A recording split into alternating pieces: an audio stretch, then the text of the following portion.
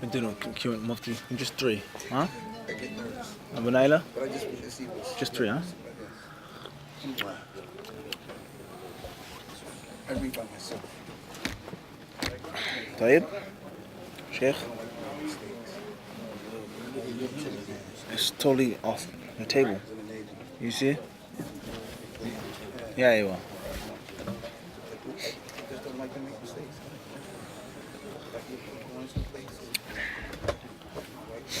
Speak some of this coffee, yo. Hear me? I hate to get that. Stream.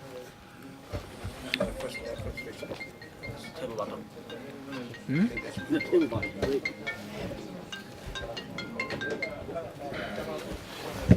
خلاص خلاص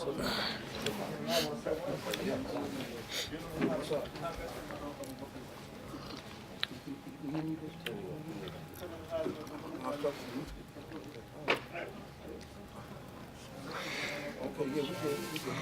Where's the baby? Where's the baby? What you do? When do you come here? Oh, okay. All right, she's all right. Okay. Okay. Why did she come with it? Okay. Okay. All right. Speak to you later, inshallah. Oh, of course. All right. I love you too. Okay.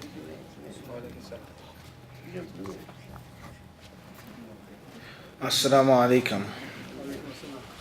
Bismillah, alhamdulillah, wa salatu wa salam ala rasulillah wa ala alihi wa ashabihi ajma'in, amma ba'd. First question says, Assalamu alaikum. Do the Dhuhr and Asr prayers have to be read silently when praying alone? I do not live near a masjid, so I pray most of my fard alone. For all salah, I read fairly loudly, a loud whisper, so that I can hear what I am reciting. Reciting aloud like this enables me to focus and pray with khushu', because it allows me to focus on the words, think about them, and be affected by them. Is it okay for me to pray Dhuhr and Asr like this? If I pray silently, I cannot focus, pray with khushu' because my mind wanders and becomes clouded with other things. I feel like my prayer becomes empty and just motions. Please help clarify. Jazakallahu khairah. Wa alaikum assalam wa rahmatullahi ta'ala wa barakatuh. Indeed, in the Messenger of Allah, you have a fine example. Allah tells us. In the Messenger of Allah, you have a fine example. In other words, the finest example. The best example. The Prophet ﷺ was the greatest musalli. He was the biggest, greatest person to make salah. Period. So how he made salah, what he did and what he didn't do, is more than enough for you. There wasn't a person who prayed to Allah Azza wa Jalla with greater khushu' than him. So anything that he did, recited, silently, aloud, he raised his hand. So no one can say, you're raising your hands too much, you're about to fly in the prayer. As it's narrated that one of the imams said, لَقَدْ كِتَّ أَن تَطِيرُ, you're about to fly away in the salah. Whatever the Prophet ﷺ did is the ultimate manifestation of khushu', period. So what did the Prophet ﷺ do in the silent prayers? And what did he do in the audible prayers? What did he tell us and what did he allow us and encourage us to do? That is what you should do. So you have to fight yourself to be submissive to the Sunnah. You have to fight yourself to be submissive to how Muhammad ﷺ did it. If it's difficult in the beginning, if it's problemsome, burdensome in the beginning, you have to fight yourself until Allah Azza wa Jalla gives you the coolness in your heart. So it's not an option, it's not a choice. The general rule of following Muhammad ﷺ's way. As far as the specific technical fiqh ruling of reciting aloud or silently, then the ulama of Islam say, reading Salat al-Maghrib, the first 2 rak'ah aloud, reading Salat al-Dhuhr, all 4 rak'ah silently, they said it's recommended. It's recommended. It's from the recommended acts of the prayer. It's not necessarily mandatory or haram to do the opposite. But it's against the sunnah to continue to do it and practice it like that. Salat after salat, every single day, you recite Dhuhr out loud.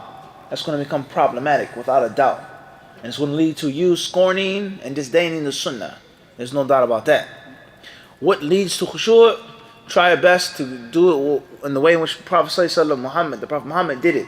And that's the best khushu'. As far as if you had to do it from time to time, what's one thing? That's one thing. But it's unnecessary for you to intentionally go against the guidance of Muhammad with the claim, I feel better, I feel closer. Once you open up that door, there's a door open up to all havoc and chaos. I feel close to Allah when I do it like this. That's why bid'ah was made.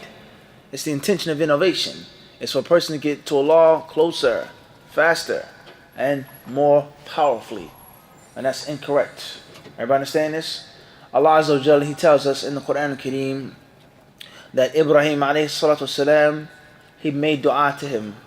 وَجَعَلْنِي لِسَانَ صِدْقٍ. Allah says, Abraham said, give me a truthful statement, a truthful tongue. And he made dua to Allah Azza wa Jalla to forgive him of his sins, to forgive him of his father who was ignorant, who didn't know, who was astray. وَلَا تُخْزِنِي يَوْمَ يُبْعَثُونَ. Don't disgrace me on the day in which your slaves are resurrected. يَوْمَ لَا يَنْفَعُ مَالٌ وَلَا بَنُونَ إِلَّا مَنْ أَتَى اللَّهَ بِقَلْبٍ سَلِيمٍ. Do not disgrace me on the day in which your slaves will be resurrected. A day in which wealth won't avail, children can't help out. إِلَّا, except for one, أَتَى اللَّهَ بِقَلْبٍ سَلِيمٍ, who comes to Allah Azza wa Jalla with a sound heart, a secure heart, a pure, wholesome heart. And some of the ulama of Islam, they say, Al-qalbu salim qalbu al-mu'min, لأن قلب الكافر والمنافق مريض. ومنهم من قال هو القلب المطمئن إلى السنة الخالي من البدعة. It's the heart that feels secure with Allah and feels safe and sound and is okay with the sunnah and not with bid'ah. So if you can't find comfort in how Muhammad did it, something's wrong with your iman. Period. Wallahu alam.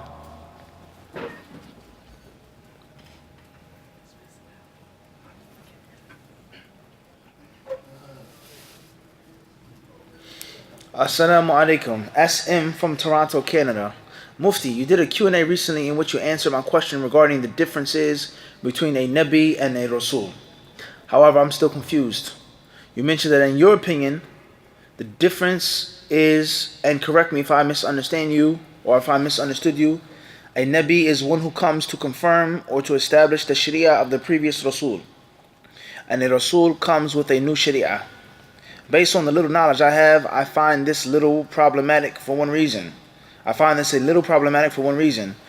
a hadith which mentions the day of judgment, how mankind will go from prophet to prophet asking them to intercede with Allah for us. When we go to Nuh, the hadith says that he will say, O Noah, you are the first from among the messengers of Allah to the people of the earth. Adam was the first of mankind, both created and sent to the earth.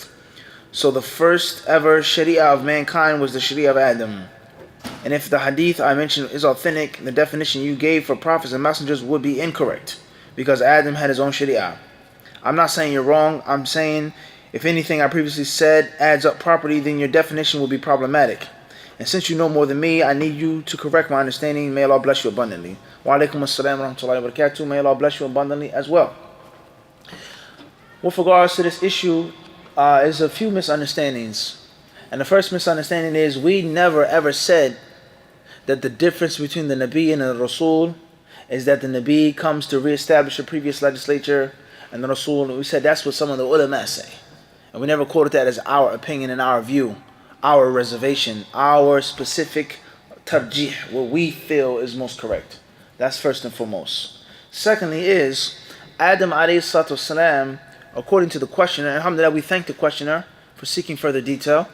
We thank the questioner for trying to, benefit, alhamdulillah, that's a good thing, showing effort. Walillah alhamd. However, if Adam alayhi salam was sent to earth with Sharia, where is the proof for that? That he has a Sharia, he was sent to earth with Sharia. Him and his offspring, his children and his progeny, what were they upon? Was there any difference of opinion? Was there any shirk and kufr? By clear on this, what is with regards to this Nuh alayhi salam being the first Rasul? And what did the ulama of Islam say about the children of Adam, between Adam and Nuh alayhi salam? What were they upon? What were they doing? Was Adam a prophet? Was he a prophet? Did he receive a book? Did he receive scripture? All of these things have to be established before we can even get to this introduction. And it has to be proven in authentic narrations. And the ulama of Islam is well known that they differ on whether Adam was a Nabi or not. They do not unanimously say that he was a Nabi. Everybody clear on this? So therefore, some of the ulama of Islam, they hold views with regards to the difference between a Nabi and a Rasul. the view that we feel is most correct is that a Nabi and a Rasul both get revelation from Allah. Is that a Nabi and a Rasul both are sent to their respective peoples. Both of them. But a Rasul is a notch above, with a bigger message, a more important message, a more independent message. Regardless, whether Nabi, someone came before him or not. Obviously, the Anbiya afterwards, that came after the Rusul, they, according to those ulama, reaffirmed the previous messages and legislatures. So the question is now, this last thing I'll mention here, is what is the first, a Rasul or Nabi? If Adam alayhi salam, if he was a Nabi, and then Nuh alayhi salam came as a Rasul, then obviously Adam is not confirming anyone's legislature when he was the first man created. But if he wasn't a Nabi, then we exclude that problem altogether. Or one may say, is that the Rasul comes first, which was Nuh alayhi salatu wasalam. And the people who came after Nuh were either Rusul or Anbiya, messengers or prophets. And Adam alayhi salam, based off of that, would not be a what? Nabi. So it's detail on the situation. There's a bit of misquoting here in the question. Hopefully it's clearer now. Inshallah subhanahu wa ta'ala. Wallahu alam.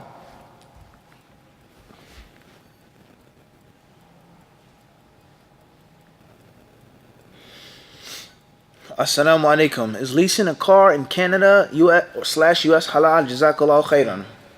Wa alaikum assalam wa rahmatullahi wa barakatuh. May Allah reward you well. It depends. We know most institutions, one way or another, deal with some type of haram element. Whether it's selling that which they don't own, whether it's giving you a loan based on interest, and different things like this. Jahala, gharar, a contract, being extremely risky, being unknown, and the list goes on. What's important is for someone to allow you to rent a thing, quote unquote, they lease you a thing, a car, and the price is at a higher rate because it comes in installments, deferred installments. There's nothing wrong with that. As we've explained before with the ulama, not all of them, but some of them say with regards to bay or taqsit, is that the product is normally $500 up front if you buy on the spot. But if you buy the product within 12 months on credit, the product is now $700. And these ulama, some of them, they say that it's permissible with two conditions. First condition is that the price must be known from the beginning. And secondly is that the installments and the time of the installments must be known from the beginning. Khairan inshallah. As far as a bank buying a car and then loaning you the car, leasing you the car at a higher rate, and the bank is charging you interest for their own benefit and their own gain, then that's clearly problematic. And that's clearly riba. There's a difference here. Or the bank giving you or lending you, quote unquote, you leasing the car as if they own the car. In actuality, they don't own the car, nor are they necessarily agents of the company, but it's a fusion of riba, a riba line between them and between you. Then that's different, that's haram. So it depends on the specifics of the leasing. We know in general, most leases pertain to what? The first or the second scenario? The first or the second? Which of the two? Some say first, some say second. So that's the ruling is, depending on what the scenario is. Wallahu a'lam, that's in brief.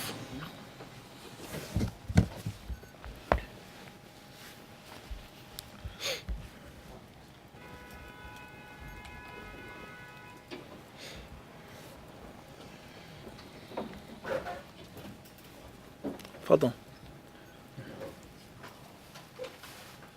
The questions here, inshallah, if there are any questions here, obviously we have to share. We have to share the time. Okay, you have questions on the brothers and sisters in Masjid Taqwa. Perhaps maybe the sisters, not necessarily the brothers, so ask them any questions. Alhamdulillah. People online, people from Mufti Q&A, people from hadithdisciple, from all over the world.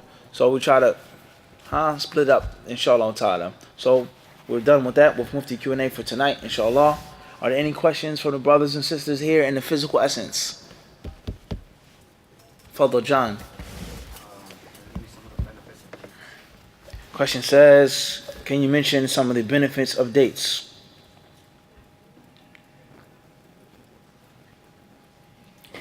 We say, first and foremost, just using your mind just a bit. for Allah to choose His last prophet and His last messenger, and to make the staple thing that they eat, one of their main foods, the bread and butter of the Arabs, just a means of crude substance, a piece of fruit that you eat, that's it. It's sweet, sugary, it's brown, and that's it, nothing more. That really doesn't make too much sense. The main means of nutrition of His last prophet and messenger, not to have some type of special, some type of strong significance, just doesn't make too much sense. And that's unbefitting of Allah's infinite wisdom, subhanahu wa ta'ala. Not something that they ate, something that they did, something that they liked, something that they enjoyed, but their main what? Staple food. And it has of no significance or no value, just beyond putting something in your mouth, then that obviously what? That's not befitting of Allah Azza wa Jalla's limitless wisdom. This is mentioned of Ibn Qayyim rahimahullah ta'ala and Al-Hadi. So he says there are many benefits of the date, whether it's spiritual benefits or whether it's nutritional benefits. As far as the nutritional benefits, then it's well known. The energy, the natural sweetness and the sugar of the date, how it replenishes the body, how it can suffice you from eating other things and other foods, as is well known. And as far as the spiritual benefit of the date, then we know the different narrations. Some of those narrations talk about sihr, sorcery. Some of those narrations with regards to the concept of barakah, or protection against illness and sickness, and the concept of wholesomeness, physically and spiritually, the barakah of the date. This is well known. So these are some of the wisdoms that we know about with regards to the virtues of dates, whether it is a mixture of spiritual and actual tangible benefits, health and iman, just pertaining to iman, or just pertaining to what? One's health. In actuality, there's no contradiction between the two. If the Prophet ﷺ says that there's something special about black seed, if it's something special about dates, if it's something special about Zamzam, it doesn't mean that there isn't a tangible scientific explanation. It doesn't mean that it isn't something which is what? Proven, an ingredient and an agent in that food, in that drink, which causes those supernatural benefits to descend. That's in brief. Wallahu alam. It's in brief, Sheikh. We'll come back, inshallah.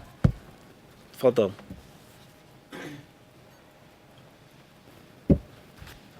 Initials MH from London, UK. Assalamu alaikum wa rahmatullah. Beloved Sheikh, may Allah bless you and increase you in goodness. Ameen. What advice do you have for those who lose motivation in seeking knowledge? What advice do you have for those who lose motivation in seeking knowledge? The general advice that we give, whether you lose motivation or not, is to keep your nose in the books. Keep continuing to read the stories and the biographies of Ahlul Hadith all of the time. When you feel inspired, you feel motivated. When you're not so inspired, you're not so motivated. When you're in the middle, when you're a beginner, when you're advanced, when you're a master. It's to continue to reflect and continue to compare yourself. Continue to place yourself in that large, huge, gigantic shade of those ulama of hadith. What they did, what they went through, what they sacrificed, what they benefited, how they benefited, and the list goes on. Bi-idhnillahi subhanahu wa ta'ala. That is my advice. Inshallah subhanahu wa ta'ala. The Prophet alayhi salatu wasalam, he tells us, إِنَّ لِكُلِّ عَمَلٍ شِرَّةٍ وَإِنَّ لِكُلِّ شِرَّةٍ فَتْرَةٍ فَمَنْ كَانَتْ فَتْرَةُ إِلَى سُنَّتِي فَقَدْ اهْتَدَى وَمَنْ كَانَتْ فَتْرَةُ إِلَى غَيْرِ ذَلِكَ فَقَدْ هَلَكَ. Al-Hadith أخرجه الإمام أحمد عن عبد الله بن عمرو بن العاص. The Prophet ﷺ, he says, إِنَّ لِكُلِّ عَمَلٍ شِرَّةٍ. He says, every deed, every act that you perform, which includes seeking knowledge, which includes seeking ilm, that's a deed, that's an amal, has a shirra, has a flare, a time of spark. Everybody understand this? Has a time of vigor, a high point, a high. He says, well, in every shirra, every flare of point of spark has a fatra in which it wanes. In which it wanes, it goes down. It's, the energy isn't there. You're not as motivated. He says, so therefore, anyone whose fatra, whose time of waning is towards my sunnah, then he will be guided. And anyone, when they slacken, or when they lose steam, quote unquote, it's to other than my sunnah, then they will be destroyed. So this hadith of Abdullah bin Amr ibn As clearly shows us is that you need to have a basic standard for when you fall low. A basic standard when you lose motivation. When you lose motivation. In other words, I always read something, no matter how I'm feeling. Whether it's 1 page, 2 pages, every day. When I'm down, I'm out, I'm blue, I'm stressed, I'm tired, I make sure that I have something, some type of minimum standard. But when I'm motivated, when I'm feeling good, I'll read 100 pages. For example, hypothetically speaking. The problem is not allowing yourself to fall beneath the standard of what? 1 page. Let that be a balance that you cannot fall beneath. And you have to make that, obviously. You have to establish that. You have to earn that. Everybody understand this? And from the ways of establishing that, 1 page or 100 pages, is to read about Imam Bukhari. It's to read about this alim, Fulan, Imam Ahmed, Sufyan al-Thawri, and what they did and how they traveled. And just to be sheerly, utterly amazed at what they did. Bidinai subhanahu wa ta'ala. And you look at the technology that you have, the simplicity that you have, the modern means of travel that you have. Everybody understand this? That's my advice. Bidinai subhanahu wa ta'ala. And there are many other pieces of advice that we've given abundantly with regards to this issue. But that's the advice that I will give right now, is to read the tarajim of Ahl Hadith. Read the Siyah. Read the stories of Ahl Hadith. And alhamdulillah, there are many books in English that deal with it, let alone in Arabic. As far as in Arabic, you get lost. Literally. You become lost when you go on a journey of Imam Bukhari and others. Wallahu a'lam. Abdul Wadud. What is right hand? Question says, what is a right hand possession? There's 2 meanings. One is linguistic and one is legislative. As far as linguistic, that which I possess in my right hand, I own it. It's mine. Whether it's my right hand or my left hand. As far as in the deen, then what's meant by a right hand possession is a concubine. A woman that you are legislatively allowed to have intimate relations with. She is not your wife. She was one way or another handed to you through legal, legitimate means. Not a girlfriend, not a lover, not a whatever word or term you want to use. But we're talking about an actual system of jihad fi sabilillah. Wallahu a'lam.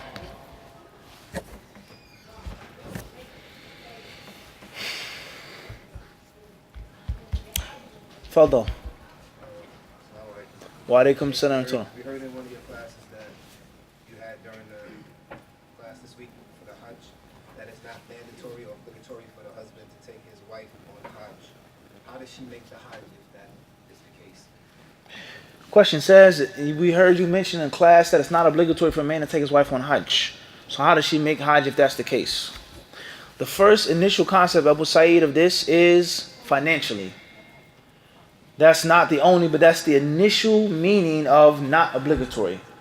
And not necessarily meaning initially, it isn't obligatory for him to physically go, but financially.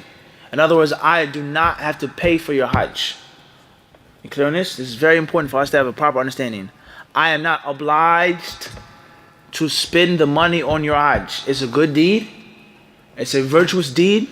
Helping your wife upon bir and taqwa, completing her deen, but it is not what? Fard. It's only fard upon me. Everybody understand this? Feeding you, clothing you, giving you a comfortable, nice place to live, car, shoes, all of that is what? Clear fard. Must. Hajj is outside of that fard. And if I do it, and it's a virtue. So that's first and foremost. As far as if the woman has the money, and she has the ability, the physical ability to go, and she has no other mahram, then قَدْ يَتَعَيَّنُ عَلَيْكِ. Perhaps it becomes obligatory for you to accompany her. But obviously a woman is not a must that you're the only mahram. It's not a must. Whether it's her father, her brother, her son, what heck that? Everybody clear on this? Let alone the fact if a woman chooses to go make Hajj without a mahram, like many women do, for one reason or another. Whether they're ignorant of the hadith of the Prophet ﷺ, or whether they say the group of Hajj, that's my mahram, the Hajj group, the Hajj leader, I'm with a bunch of sisters, whatever the case may be. Everybody clear on this? But the initial maqsood, the meaning, fil asl, is finances. After that, once she has the necessary finances, or you give her the money. Let's say she makes Hajj off of what you give her. You give her some money. She saved it up. What that? Everybody understand that? But once the money leaves your hands into her hands, it's no longer yours. It's now hers. And she can do whatever she wants to do with it. Everybody clear on this? That's what's meant. Allahu Alam. Hopefully that's clear. Tfaddal. Bismillah. You gotta ask. Are there any other questions from the brothers and sisters here? Type. Tfaddal. Nice. And this was JW from Washington, D.C. If a masjid offers 2 Jumu'ah service and I am able without restriction to attend either, is it best to attend one over the other? Continue. The Dhuhr time is approximately 1:15. The 2 services are 12 p.m. and 1:15. Barakallahu feekum. Question in regards to Jumu'ah prayers, making more than one Jumu'ah in one masjid from Washington, D.C. There are many different issues in this question. The first issue is it permissible to do this? The general brief answer, it's not a detailed answer right now, is that if there's a need and if there's a necessity, then it's permissible to hold more than one Jumu'ah in one masjid. If there is a need or a necessity. It's not enough space.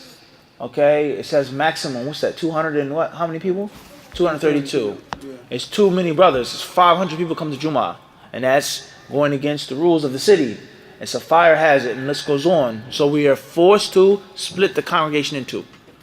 232 brothers come, and then another 223 brothers, or however brothers come later on. A need or a necessity. Time, location, schedule, whatever. That's the first part of the question. Hopefully that's clear. As far as which service has precedence, then I would say, bidnillahi ta'ala, go with the main Jumu'ah. And most masjids, well, I can't say most, but the ones that I've been to, most of them, times which I've done more than one khutbah, is clearly known, it's a clear definition of the main service. The first one is the main Jumu'ah. Then the second one is the footnote, the sidearm.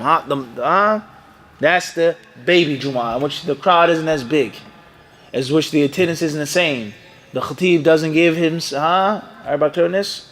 So I will go to the Jumu'ah, that's the Asr, the mother Jumu'ah. The mother Jumu'ah. Everyone understand this? The mother Jumu'ah. Bidnillahi ta'ala.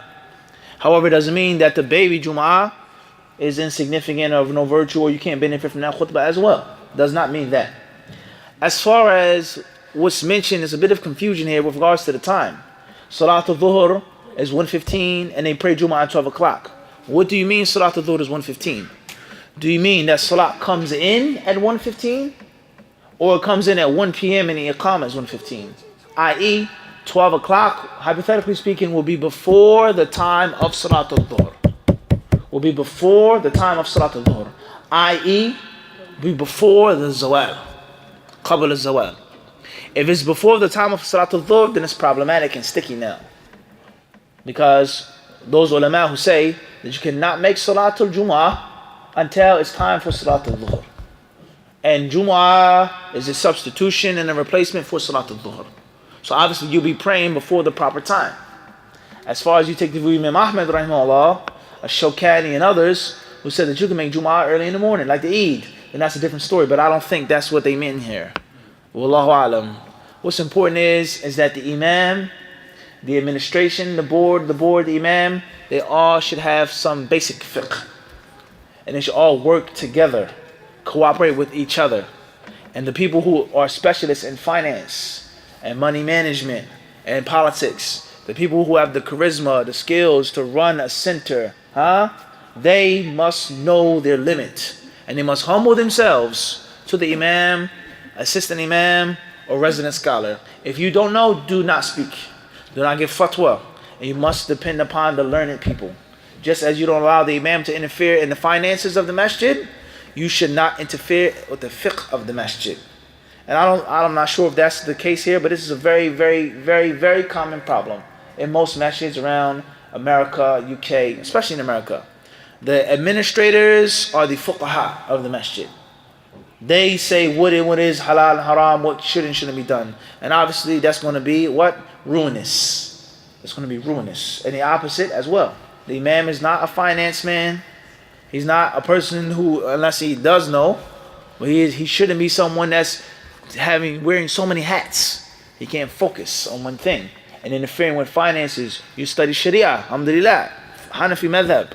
Not finances and money. This is a different story now. You have your expertise, we have ours, and we both respect each other, and most importantly, what? Work together. Wallahu alam.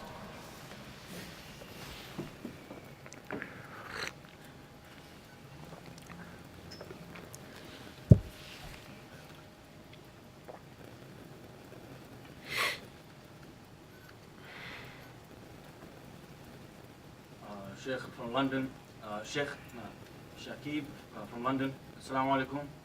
Hayyakallah Ustad. What is the sharh of this hadith? يدخل أهل الجنة الجنة جردا مردا مكحلين أبناء ثلاثين أو ثلاثين سنة. طيب. Wa alaikum assalam wa rahmatullahi wa barakatuh. First and foremost, if you can, please email us the hadith. The way it can be clear and I can clearly read it myself, and we can know exactly what narration you're talking about. If you can, please email us the hadith. As far as the general meaning right now, right here, from what Nafis read, is that the people of Jannah will enter paradise in a specific way. Specific outward appearance and inward appearance as well. Their physical appearances, their hearts as well, their age, as is mentioned here, 33 years old, so on and so forth. So the different narrations that talk about how the people of Jannah will be, whether it's their size or what they will enjoy, what they will wear, what their faces will look like, what their hearts will be like. Everybody clear on this? What's important is that b'idhnillahi ta'ala, they will be in a perfect form. And to maximize the benefit of Jannah, they're going to be b'idhnillahi ta'ala in the optimum, or the maximum amount of physical, mental, and spiritual perfection and strength with regards to the foods that they will eat in Jannah, the drinks that they will have, the women that will be there, the men, and the list goes on. Everybody understand this? They will have a perfect perfection. Jannah is not just you going to a place that's really nice in this life. You may go to a big party, a banquet, but you're still insecure about your appearance. How do I look? Do I look fat in this? Is this too tight? Fulan is going to be there. He looks better than me. Fulan is going to be there. Her style is sharper than my style. But the place that you're going to is first class. First class ballroom. Everybody understand this? Everything is going to be here in this party. But me, myself, I'm still an imperfect, how I look. Everybody understand this? So the Jannah here, metaphorically speaking, is the banquet hall. Or the rich man, the wealthy man's or wealthy woman's mansion, the palace. That's the Jannah. Perfect. But me, I'm still imperfect. Physically imperfect. And also mentally imperfect, because I'm insecure. I think I look to this, I look to that. I don't look well in heels. I don't look this. Everybody understand this? No matter how much wealth you have. Everybody clear on this? Everybody understand this or not? Everybody understand this? Last but not least is that you're also spiritually imperfect, because you may go to the party and you may think of immoral things. Flirting, this and that. It's well known. People that go to parties, they cheat. People go to parties, they scam people. They make business deals when someone's half drunk. A lawyer gets the celebrity in a room by himself, and he gives them an offer, and he gets them to sign a contract in which he's basically ripping them off. Everybody understand this is a reality. But the banquet hall, the palace is still totally perfect. But you yourself are imperfect. So Jannah is all four elements. The place is beyond description. The slave that's entering Jannah is going to be physically perfect, mentally pure and clean. Everybody understand this? No jealousy, no malice, no rancor. That time you did something to me. That time you invited me to dinner, I said no. You felt some type of way about it. It came out as a joke later on, but you really were offended. That time in which you backbit me or you made a joke, you called me a name. I was delinquent.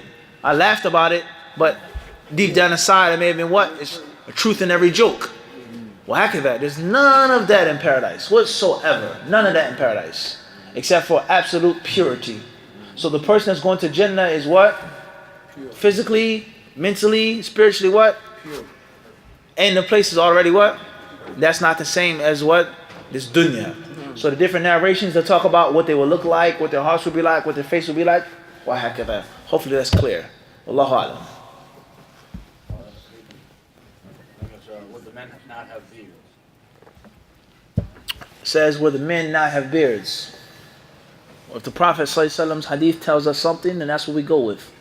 It's just that simple, with the condition that it's authentic. So if it's authentic, that's what it is. Barakallahu fiqh. Initials HA from Toronto, Canada. Barakallahu fiqh, Sheikh. Does live stream, FaceTime, live YouTube take the same ruling as taking photography? Question says, does live stream, Facebook, FaceTime, etc. take the same ruling as photography? Yes and no.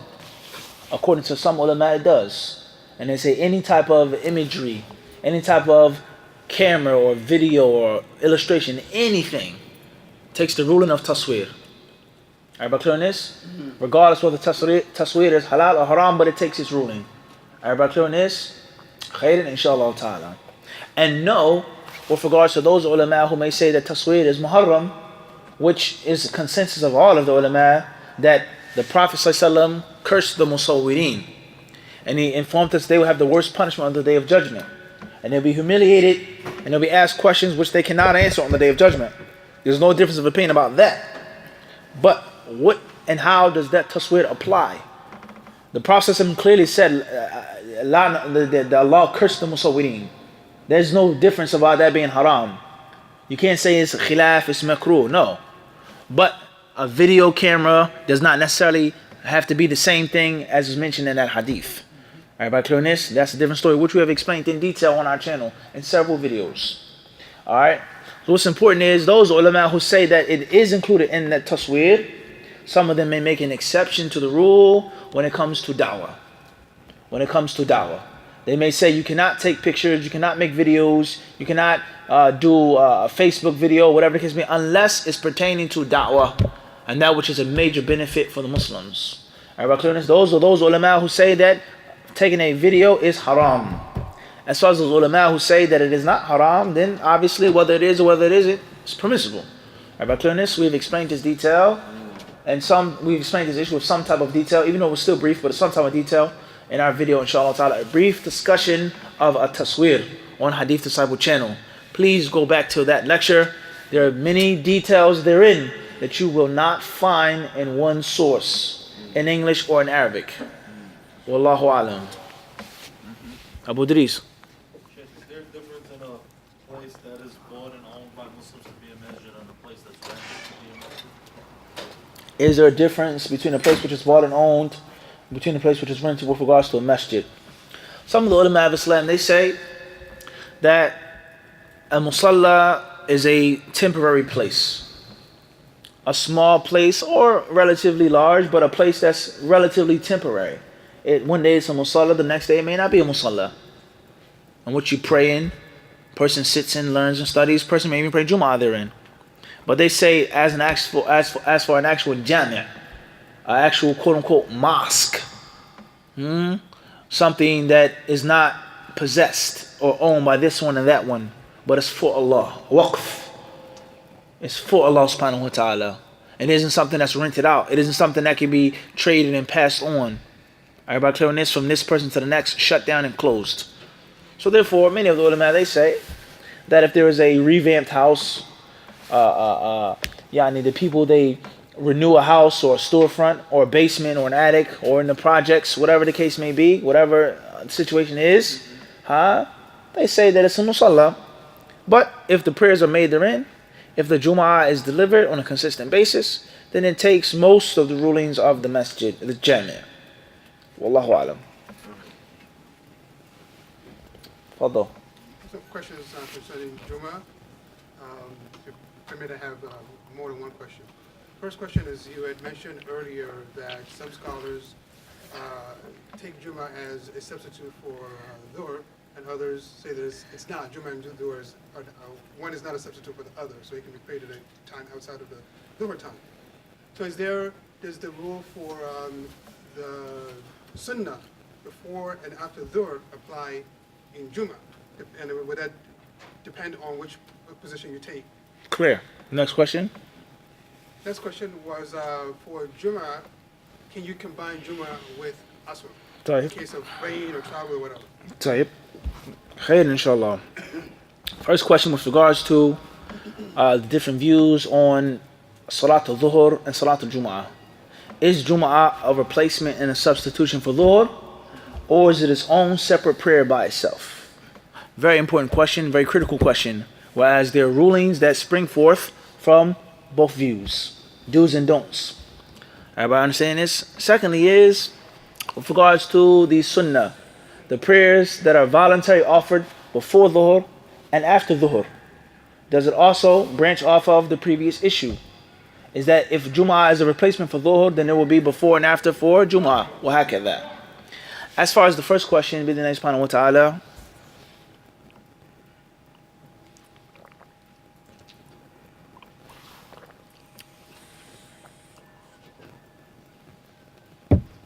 repeat the question again, Sheikh, please. The first question was with respect to Jummah, whether or not it's a substitute for Clear. Dhuhr. Right. And the second part of the question, was with regards to combining Jumu'ah and Asr because of inclement weather or anything like this. As far as is it a substitution or not, then from one aspect it is, and from another aspect it isn't. Clearly. From the is part of the answer is that if you make Salatul Jumu'ah, you don't have to make Salatul Dhuhr. And if you miss Salatul Jumu'ah, then you obviously have to make Salatul Dhuhr. So that clearly establishes and proves that Jumu'ah took the place of Dhuhr on Friday. That Jumu'ah was the substitute and the replacement. 5 prayers the Prophet ﷺ told us that Allah has ordained and legislated. I made Salatul Fajr, I made Salatul Asr, I made Salatul Maghrib, I made Salatul Isha. That's 4. The 5th prayer, obviously, on Friday is Jumu'ah. So from one aspect, that clearly establishes that it is a replacement and a substitution. But from another aspect, it's totally different. Whereas there's a list of conditions, of prerequisites for Jumu'ah that do not apply to Salatul Dhuhr.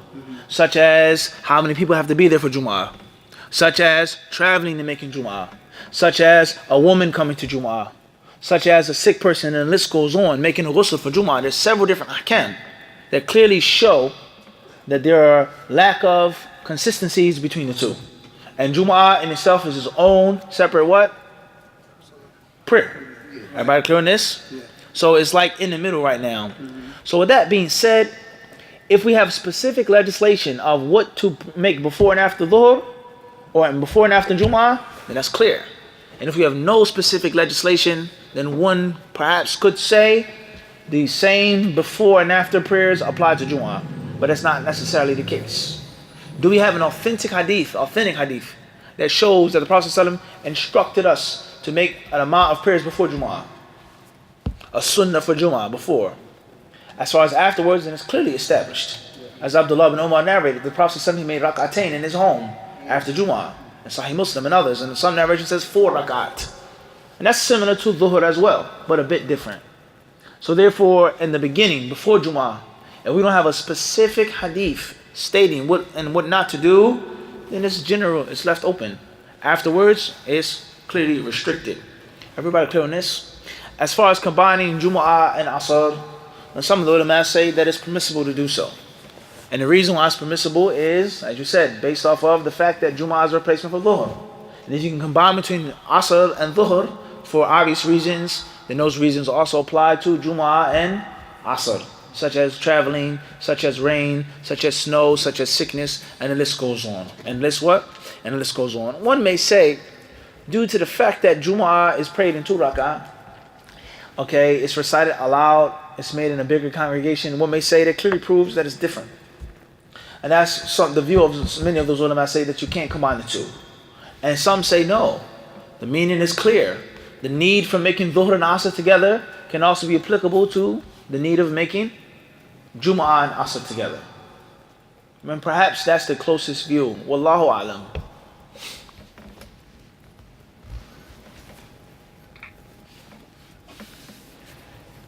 This was AA from Montreal, Canada. Assalamu alaikum, brother Sheikh. Does exposing aura during salah invalidate it?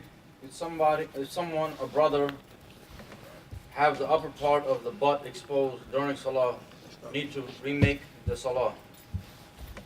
Question from Montreal says, does exposing the aura or the aura being exposed for a period of time render the prayer to be false or null and void, such as one's backside, and the list goes on?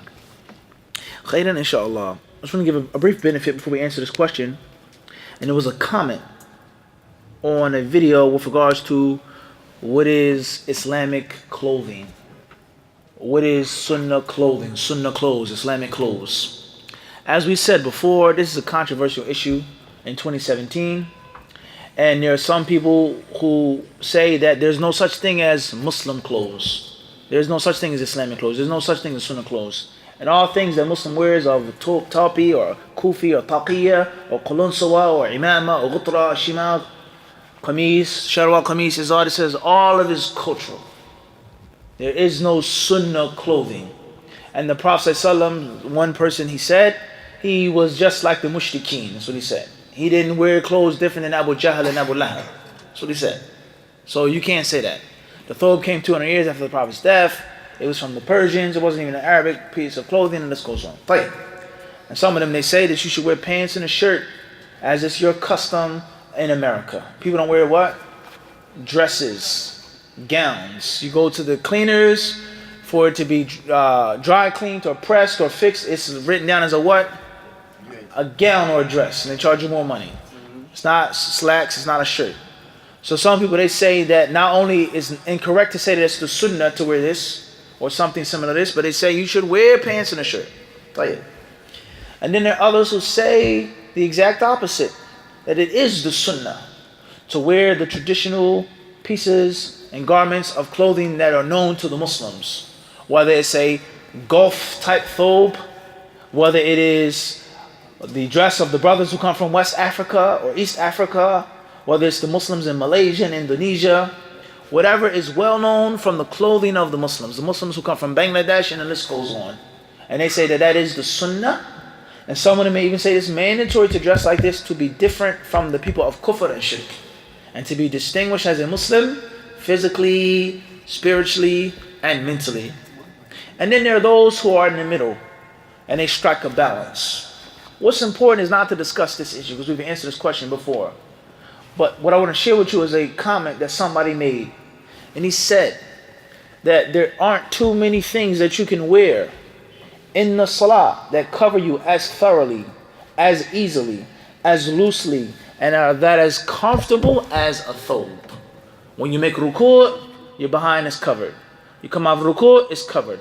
Sujood, jilsa, you stand, you move, it's covered, and it's loose and flowing. Pants, gotta pull up the pants, put on your shirt. You gotta make sure you roll up your pants, and the list goes on. So the point is, this is a common layman person making this comment. But the person, he used what? I would say common sense. Just stop and think about it. What's the most thorough way of covering yourself in a prayer? Is it mandatory or not? That's not the discussion at hand. But the concept of going to the salah in the best manner possible, in the easiest manner possible. Everybody understand this? Time for the adhan, inshallah. That's just the beginning, Sheikh. Yeah, just warming up, Sheikh.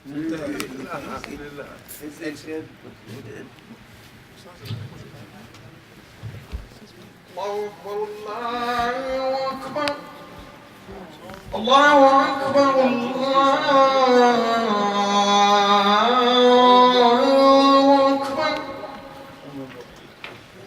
Ashhadu an la ilaha illallah. Ashhadu an la ilaha illallah. Ashhadu anna Muhammadan Rasulullah. أشهد أن محمدا رسول الله حي على الصلاة حي على الصلاة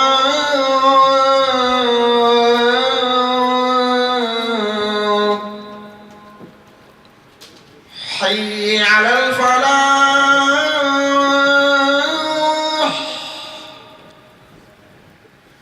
حي على الفلاح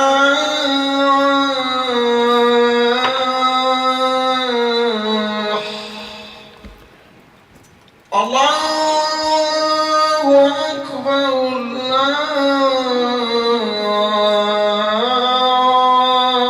الله أكبر لا إله إلا الله.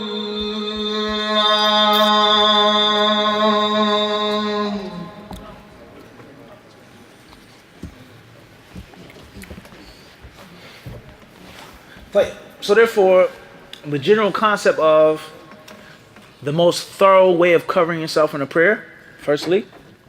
Secondly is the easiest way and the simplest way of covering yourself in the prayer. Based off of what the ulama of Islam mentioned, that the more humble you are, the more modest you are, the more covered you are in the salah, standing in front of Allah is always best. As Allah commanded, He says, Ya bani Adam, khudhu zinatakum inda kulli masjid. Every time you intend to pray, O children of Adam, Allah says, cover your zina, cover yourself.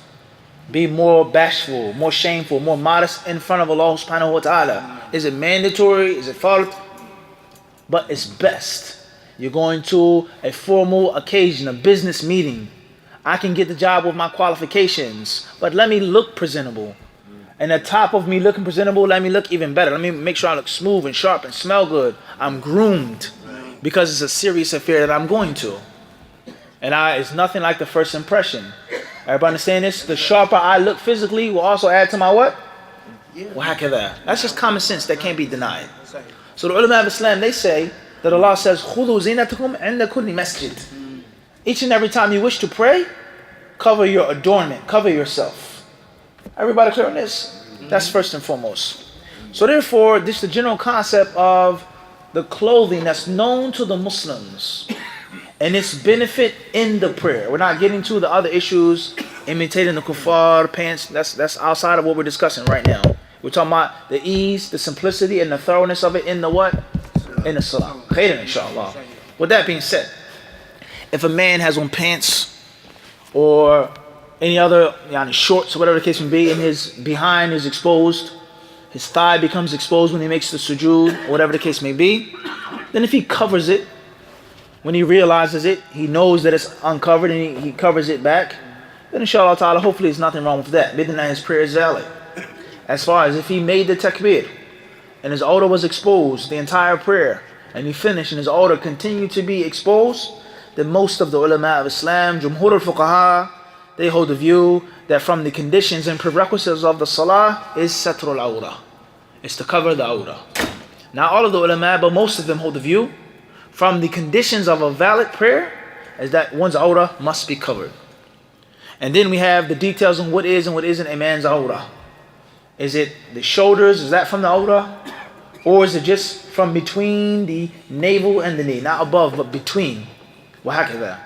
Everybody understand this? So let's hypothetically say that the awra is from that which is between the navel and the knee.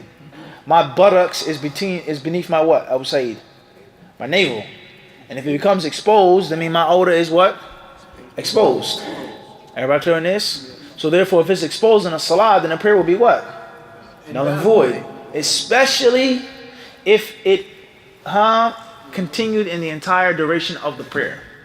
As far as if it was exposed at a point by accident, unintentionally, and I fixed it immediately, then perhaps the prayer is still valid. Even that's an argument in itself. As the Shawkani and others have explained in detail.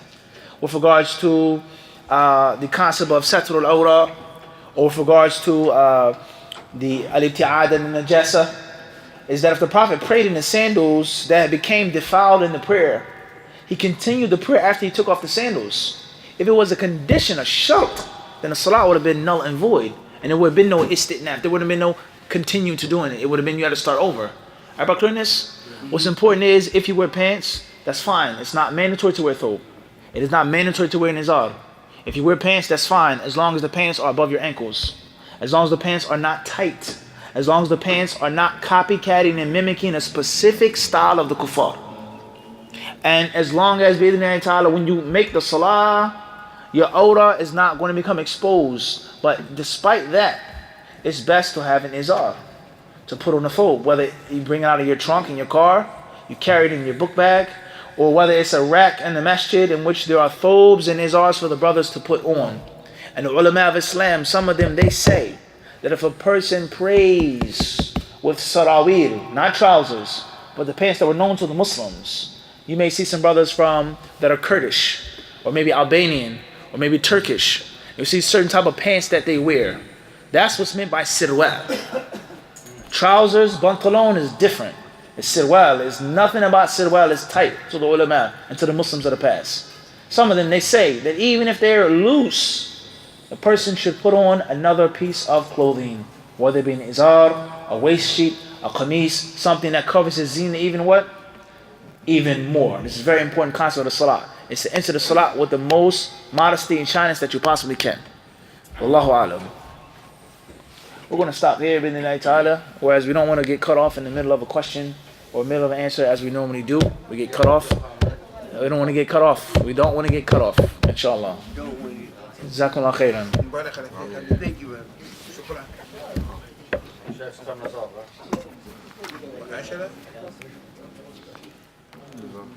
Fadl. Fadl.